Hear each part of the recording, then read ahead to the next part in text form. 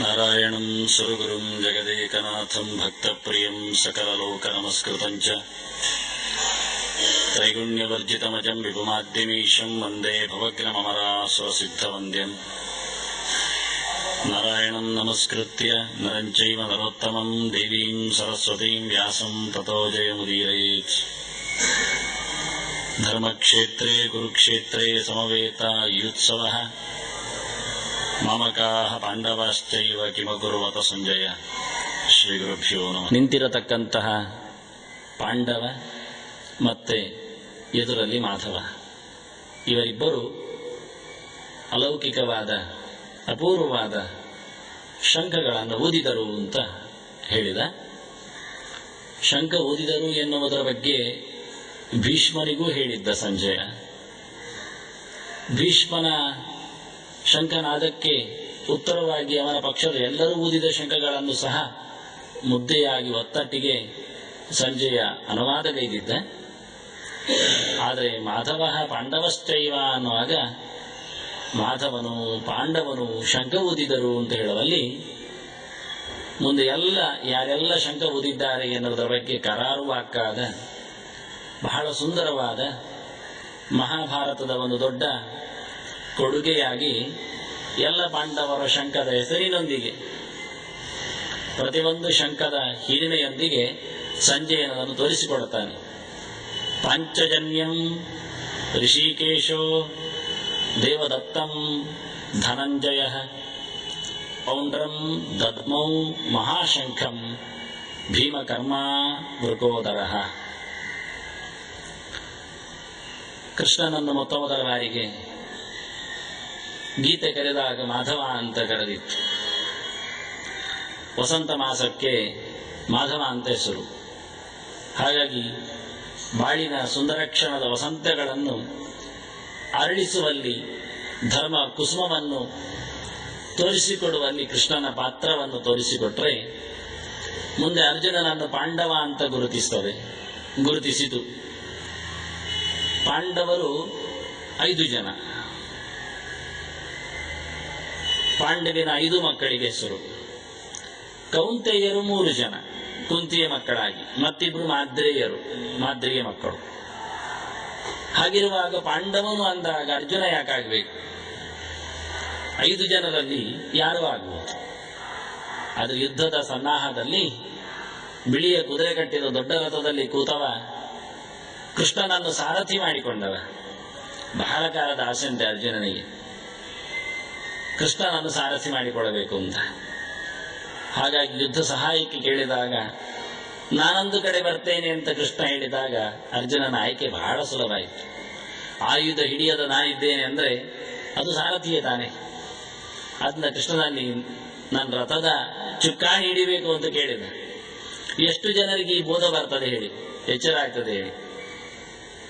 ನಮ್ಮ ದೇಹದ ರಥದ ಸೂತ್ರಧಾರನಾಗಿ ಸಾರಥಿಯಾಗಿ ಭಗವಂತ ಬರಬೇಕು ಅಂದ್ರೆ ಈ ರಥ ಯಾವತ್ತೂ ಅಪಘಾತಕ್ಕೆ ಒಳಗಾಗುವುದೇ ಇಲ್ಲ. ನುರಿತ ಸಾರಥಿಯನ್ನು ನಾವು ನಿಲ್ಲಿಸಿ ಬಿಟ್ರೆ ಎಷ್ಟು ಚಂದ. ಅರ್ಜುನ ಕೇಳಿದ್ದಕ್ಕೆ ಕೃಷ್ಣ ಹೇಳಿಯೇ ಬಿಟ್ಟ, ಸಾರಥ್ಯಂತೆ ಕರಿಷ್ಯಾಮಿ ಕಾಮ ಸಂಪದ್ಯತ ಅಂತವ ಅಂದ. ಏನು ಗಮ್ಮತ್ತು ಅರ್ಜುನನಂತೂ. ಕೃಷ್ಣ ಹೇಳಿಯೇ ಬಿಟ್ಟ, ಆಯ್ತು ಮಾರೆಯ, ನಿನ್ನ ಸಾರಥಿ ನಾನಾಗ್ತೇನೆ, ನಿನ್ನಿಷ್ಟ ನೆರವೇರಲಿ ಅಂದ. ಕಾಮ ಸಂಪದ್ಯತ ಅಂತವ ಅಂದ. ಇದನ್ನು ತೋರಿಸಿಯೇ ಮುಂದೆ ದುರ್ಯೋಧನ ಶಲ್ಯನನ್ನು ಪುಸಲಾಯಿಸ್ತಾನೆ. ನೋಡು ಅರ್ಜುನ, ಅವನ ರಥಿಕತೆ, ರಥಶ್ರೇಷ್ಠತೆ, ಮಹಾರಥಿತ್ವ ಸಿದ್ಧಾದದ್ದು ಯಾವಾಗ? ಕೃಷ್ಣನಂತಹ ದೊಡ್ಡ ಸಾರಥಿಯನ್ನು ಮಾಡಿಕೊಂಡಾಗ. ಆದ್ರಿಂದ ಇವತ್ತು ನೀನು ಕರ್ಣನನ್ನು ಗೆಲ್ಲಿಸಬೇಕು, ಅದಕ್ಕೋಸ್ಕರ ನೀನು ಸಾರಥಿ ಆಗ್ಬೇಕು. ಸಾರಥಿತನ ಸಣ್ಣದಲ್ಲ. ಅರ್ಜುನ ರಥಿಕಕ್ಕಿಂತ ದೊಡ್ಡದು ಸಾರಥಿ ಕೃಷ್ಣ.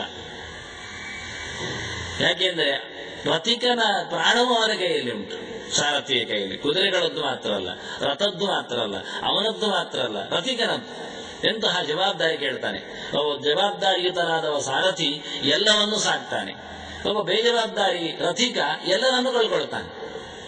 ನಿಜವಾಗಿ ರಥಿಕ ನೋಡಬೇಕಾದ್ದು ಸಾರಥಿಗೂ ಹೊಡೆಯದಂತೆ, ಕುದುರೆಗಳನ್ನು ತುಂಡರಿಸದಂತೆ, ಚಕ್ರವೂ ಬೀಳದಂತೆ, ಧ್ವಜವೂ ಮುರಿಯದಂತೆ, ಕಿರೀಟವೂ ಹಾರಿ ಹೋಗದಂತೆ, ರಥವು ಉಡಿಯಾಗದಂತೆ, ಇಷ್ಟೆಲ್ಲ ನೋಡಿಕೊಳ್ಳಬೇಕಿತ್ತು. ಆದ್ರೆ ಇದೆಲ್ಲ ಸಾರಥಿಯೇ ಮಾಡ್ತಾ ಇದ್ದ.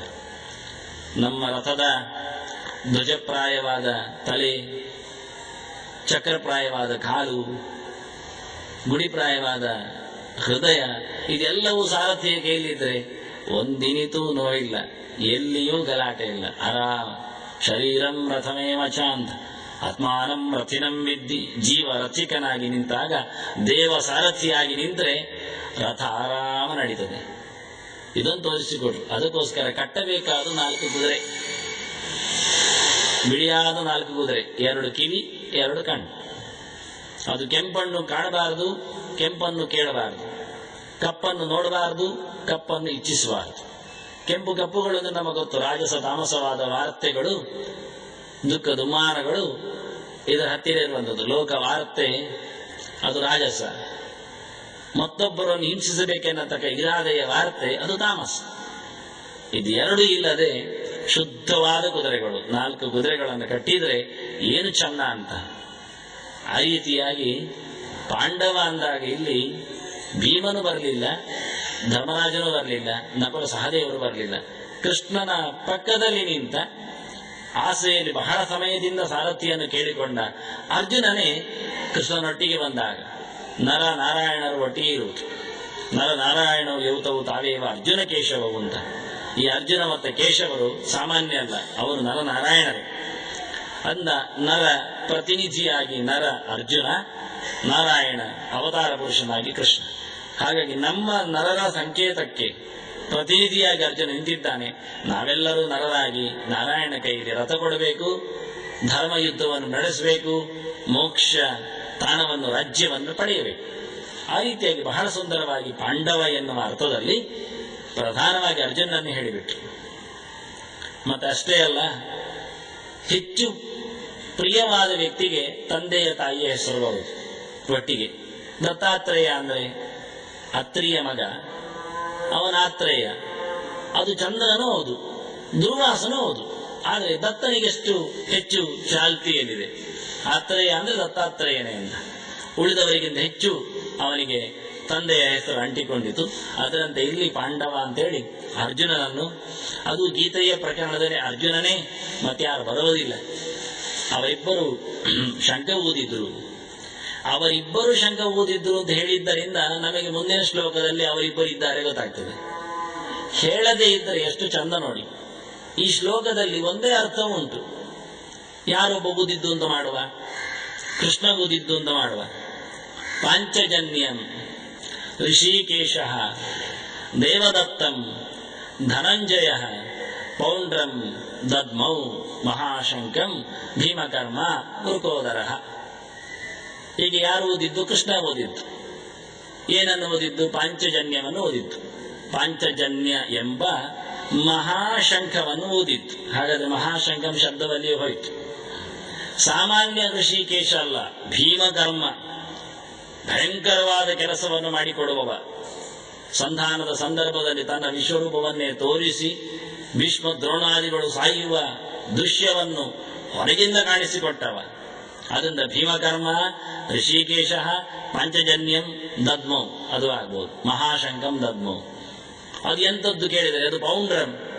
ಪೌಂಡ್ರ ಅಂದ್ರೆ ಇವತ್ತಿನ ವ್ಯಾಕರಣಕಾರರು ಉತ್ತರ ಕೊಡ್ಲಿಕ್ಕೆ ಹೋಗುವುದಿಲ್ಲ.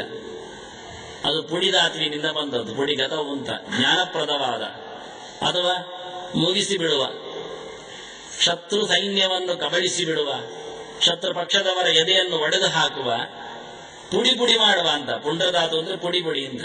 ಅದು ತುಳುವ ಹೌದು, ಕನ್ನಡವೂ ಹೌದು. ಮತ್ತೆ ಕನ್ನಡಕ್ಕಾಗೋ ಹುಡಿ ಮಾಡ್ತಾರೆ, ನಾವು ಪುಡಿ ಮಾಡಿಬಿಡ್ತೇವೆ. ಹಾಗಿದ್ದು ಪೌಂಡ್ರ ಅಂದ್ರೆ ಪುಡಿ ಮಾಡುವ. ಪುಂಡರು ಅಂತ ಕರೀದದಕ್ಕೆ ಪುಡಿ ಮಾಡುವವರು ಅಂತ ಕನ್ನಡದಲ್ಲಿ ಬಂದದ್ದು. ಪುಂಡ್ರ ಇದೆಲ್ಲ ಅದು ಇದೇ ಬಂದದ್ದೇ. ಪಾಪವನ್ನು ಹುಡಿಗೈಯತಕ್ಕಂತಹ ಪರಮೋಚ್ಚವಾದ ವೈಷ್ಣವ ಸಾಧನೆ ಅದು ನಾಮಧಾರಣೆ, ಪುಂಡ್ರಧಾರಣೆ. ನಾಮಧಾರಣೆ ಅಲ್ಲ, ನಾಮ ಅಂದ್ರೆ ಹೆಸರು. ಯಾವುದಾದ್ರೂ ದೇವರ ಹೆಸರನ್ನು ಇಟ್ಟುಕೊಳ್ಳುವುದು ನಾಮಧಾರಣೆ. ದೇವರು ಮೆಟ್ಟಿದ ಆ ಮೃತ್ತಿಗೆಯನ್ನು, ಗೋಪಿಯನ್ನು ನಿರಂತರವಾಗಿ ಹಣೆಯಲ್ಲಿ ಹಚ್ಚಿಕೊಳ್ಳುವಂಥದ್ದು, ಮೈಯಲ್ಲಿ ಹಚ್ಚಿಕೊಳ್ಳುವಂಥದ್ದು ಊರ್ಧ್ವ ಪುಂಡ್ರ ಧಾರಣೆ. ಅದು ನಿಜವಾಗಿ ಪುಂಡ್ರ, ಅದು ಒಂದು ದೊಡ್ಡ ಸಾಧನೆ. ಅದೇನ್ ಮಾಡತ್ತೆ ಅಂದ್ರೆ ಅದು ಹುಡಿ ಮಾಡಿ ಬಿಡ್ತದೆ ಏನನ್ನು, ಒಳಗಿರತಕ್ಕ ಪಾಪವನ್ನು. ಮನುಷ್ಯ ಇಷ್ಟು ಜನ್ಮದಲ್ಲಿ ಮಾಡಿರತಕ್ಕಂತಹ ಕೆಟ್ಟದ್ದನ್ನೆಲ್ಲ ಪುಡಿಗರ್ತದೆ. ಅಷ್ಟೇ ಅಲ್ಲದೆ ಭಗವಂತನ ಎಚ್ಚರಕ್ಕೆ ಕಾರಣ ಆಗತ್ತೆ. ಪುಡಿ ಮಾಡ್ಲಿಕ್ಕೋಸ್ಕರ ಕಾರಣ ಆದ್ರೆ ನಾವು ನಾಮವನ್ನು ಹೇಗೋ ಹಾಗೋ ಹಾಕೊಳ್ಬಹುದು. ಸಿಕ್ಕಾಪಟ್ಟೆ ನಾವು ಹಾಕೊಳ್ಳೋದು. ಅಡ್ಡ ಆದ್ರೇನು, ಉದ್ದ ಆದ್ರೇನು, ಚೌಕ ಆದ್ರೇನು, ಕಪ್ಪಾದ್ರೇನು, ಹೇಗೆ ಬೇಕೋ ಹಾಗೆ. ಕೂಡಿಸಾದ್ರೆ ಕೂಡಿಸು, ಅರ್ಧ ಚಂದ್ರದ ಅರ್ಧ ಚಂದ್ರ, ಹೇಗೆ ಬೇಕು. ಆದ್ರೆ ಆಗ್ಲಿಲ್ಲ ಅದು. ಹಾಗೆಲ್ಲ ನಾಮ ಸಿಕ್ಕಾಪಟ್ಟೆ ಹೊಡೆದ್ರೆ ಅದು ಉಪಯೋಗಕ್ಕೆ ಬರಲಿಲ್ಲ. ಅದು ಪಾಪನಾಶಕ ಹೌದು. ಯಾಕೆ? ಭಗವಂತ ಮೆಟ್ಟಿದ ಮಣ್ಣು. ನೀವು ಹೊರಳಾಡಿದ್ರು ಚಂದ, ಮೈಗೆ ಎಲ್ಲಿ ಮೆತ್ತಿಕೊಂಡ್ರು ಒಳ್ಳೇದೇ. ಆದ್ರೆ ಅದು ಗತಿ ಅರ್ಥ ಆಗ್ಬೇಕು, ಊರ್ಧ್ವಗತಿಗೆ ಕಾರಣ ಆಗ್ಬೇಕು. ಭಗವಂತನ ಎಚ್ಚರಕ್ಕೆ ಅದು ನಮ್ಮನ್ನು ಒಯ್ಯಬೇಕು. ಹಾಗಾದ್ರೆ ನಮ್ಮಲ್ಲಿ ಇರತಕ್ಕಂತಹ ನಾಡಿ ಕೇಂದ್ರಗಳನ್ನು ಉದ್ಬೋಧಗೊಳಿಸುವಂತೆ ಮೇಲಕ್ಕೆ ಅದನ್ನು ಎಳೆಯಬೇಕು. ಅಷ್ಟೇ. ನಮಗೇನು ನಾಮ ಹಾಕುವುದರಲ್ಲಿ ಯಾರಿಗೂ ಬೇಸರ ಇಲ್ಲ, ಹೇಗೆ ಬೇಕಾದ್ರೂ ಹಾಕೊಳ್ಳಿ. ಆದ್ರೆ ಹಾಕುವಲ್ಲಿ ಎರಡು ಅರ್ಥ ಇದೆ. ಒಂದು ಪ್ರಾರಬ್ಧದ ನಾಶ, ಇನ್ನೊಂದು ಭಗವಂತನ ಎಚ್ಚರ. ದೇವರ ಎಚ್ಚರ ಆಗಬೇಕಾದ್ರೆ ನಾಡಿಗಳು ಮೇಲಕ್ಕೆ ಸಾಗಬೇಕು. ಅದಕ್ಕೋಸ್ಕರ ನಾವು ನಾಭಿಯಿಂದ ಮೇಲಕ್ಕೆ ಮಾತ್ರ ನಾಮಧಾರಣ ಮಾಡ್ತೇವೆ. ಜಾಗ ಇದೆ ಅಂತ ಹೇಳಿ ಕಾಲಿಗೆ ಎಲ್ಲ ಹಾಕುವುದಿಲ್ಲ. ಯಾಕೆ? ಅಲ್ಲಿ ನಾಡಿ ಕೇಂದ್ರಗಳೇನಿಲ್ಲ. ಕೆಳಗೆ ಹೋಗ ಶಕ್ತಿಯನ್ನು ಕೆಳಗೆ ಹೋಗದಂತೆ ಮಾಡಿ ಮೇಲ್ಮುಖ ಕಳುಹಿಸಿ, ಕೆಳಗೆ ಮತ್ತೆ ಇಳಿಯದಂತೆ ಕುತ್ತಿಗೆಯಲ್ಲಿ ಅದನ್ನು ಒತ್ತಟ್ಟಿ ಮತ್ತೆ ಬ್ರಹ್ಮರಂಧ್ರದಿಂದ ಮೇಲಕ್ಕೆ ಇಳಿಸುವ ಕ್ರಮ. ಅದನ್ನ ಪುಂಡ್ರ ಅಂತ ಬಂದದಲ್ಲಿದೆ. ಅದರ ಪೌಂಡ್ರಂ. ಪಾಪ ನಾಶಕವಾಗುವಂತೆ, ಅಧರ್ಮವನ್ನು ಮುಗಿಸಿ ಬಿಡುವಂತೆ ಈ ಎಚ್ಚರವನ್ನು, ದೇವರ ಎಚ್ಚರವನ್ನು ತುಂಬಿಸಿಕೊಂಡಂತಹ ಶಂಕ, ಆ ಶಂಕನಾದ ಭಗವಂತನದ್ದು ಕೇಳಿದರೆ ಎಷ್ಟು ಜನ್ಮದಿಂದ ಬದುಕಿ ಉಳಿದು ಹೋಗಿತ್ತೋ ಎಲ್ಲವೂ ನಾಶಗೈದು ಒಮ್ಮೆಲೆ ದೇವರ ಎಚ್ಚರ ಆಗಬೇಕು. ದೇವರ ಶಂಕ ಕೇಳಿದರೆ ಅದನ್ನ ಪೌಂಡ್ರಂ ನದ್ಮೋ. ಒಬ್ಬ ಋಷಿಕೇಶನೇ ಮಹಾಶಂಕವನ್ನು, ಪಂಚಜನ್ಯ ಹೆಸರಿದ್ದನ್ನು, ಅದು ದೇವದತ್ತಂ, ದೇವರು ಕೊಟ್ಟದ್ದು. ಅದು ಯಾರು ಮತ್ತೆ ನೋಡುವ ಪಂಚಜನ್ಯಕ್ಕಾಗುವಾಗ ದೇವರು ಕೊಟ್ಟದ್ದು. ಎಂತಹ ದೇವರು? ಧನಂಜಯ ಋಷಿಕೇಶ. ದೊಡ್ಡ ಸಂಪತ್ತನ್ನೇ